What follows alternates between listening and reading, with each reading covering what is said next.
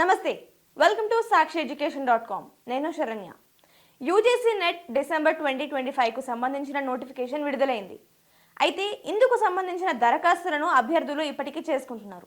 ఈ పరీక్షతో అభ్యర్థులు junior research fellow, assistant professor, అలాగే పిహెచ్డి ప్రవేశాలు, పరిశోధన రంగంలో ప్రవేశాలను సైతం పొందే అవకాశాలు ఉంటాయి. మరి ఈ పరీక్షకు దరఖాస్తులు చేసుకోవాలంటే అభ్యర్థులకు ఉండాల్సిన కనీస అర్హతలు, వారు దరఖాస్తులు చేసుకోవాల్సిన విధానం, ఆ తర్వాత ఉండే ఎంపిక ప్రక్రియ వంటి వివరాలను ఒకసారి ఈ వీడియోలో తెలుసుకుందాం. ఈ పరీక్షకు అభ్యర్థికి ఉండాల్సిన కనీస విద్యార్హత మాస్టర్ డిగ్రీలో ఉత్తీర్ణత పొందడం. ఈ మాస్టర్ డిగ్రీలో అభ్యర్థి ఖచ్చితంగా 55% పొందే ఉండాలి.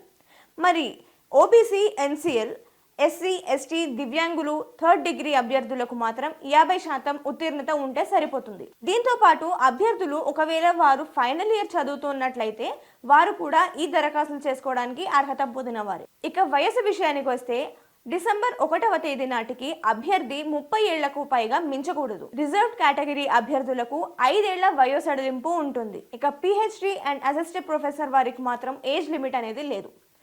మరి ఇందుకు సంబంధించిన దరఖాస్తులనైతే అభ్యర్థులు అధికారిక వెబ్సైట్ నుంచే పూర్తి చేసుకోవాల్సి ఉంటుంది. యూజీసీ నెట్ అధికారిక వెబ్సైట్లో అందుబాటులో ఉంచిన అప్లికేషన్ ఫామ్ను పూర్తి చేయాల్సి ఉంటుంది.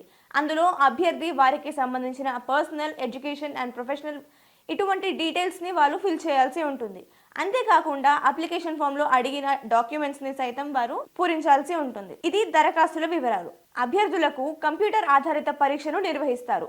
ఈ పరీక్ష 2 పేపర్లలో నిర్వహిస్తారు. మొదటి పేపర్కి వచ్చేసరికి టీచింగ్, రీసెర్చ్ యాప్టిట్యూడ్ వంటి సబ్జెక్టుల నుంచి వారికి ప్రశ్నలు అడుగుతారు. ఇందులో 50 ప్రశ్నలు ఉంటే 100 మార్కులకు పేపర్ ఉంటుంది. పేపర్ 2 విషయానికి వస్తే సబ్జెక్ట్ ఆధారిత ప్రశ్నలతో ఈ పరీక్ష ఉంటుంది. ఈ పేపర్లో 100 ప్రశ్నలు ఉంటే 200 మార్కులకు ఈ పరీక్షను నిర్వహిస్తారు. ఇక పూర్తిగా ఈ పరీక్షను అభ్యర్థులు 3 గంటల లోపు పూర్తి చేయాల్సి ఉంటుంది. ఈ 2 పేపర్లకు అభ్యర్థులకు 3 గంటల సమయం కేటాయిస్తారు.